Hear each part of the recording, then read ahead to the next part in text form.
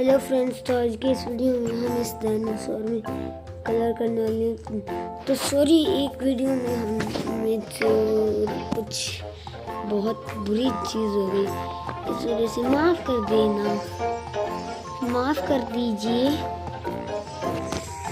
हम आज के बाद से ये सब नहीं करूँगा, तो फिर प्लीज़ मुझे माफ़ कर दीजिए। और हाँ, मुझे इसका भी कलर नहीं पता है, नहीं मुझे ये डायनासोर कभी देखा, नहीं मुझे इसका नाम पता है, नहीं मुझे इसके कलर्स के बारे में पता है। मुझको डायनासोर्स में यही कलर करना पसंद है। एक ये बोला वाला लग रहा है, इस वजह से मैंने इसमें वाला कलर फिलअप करने की सोची है।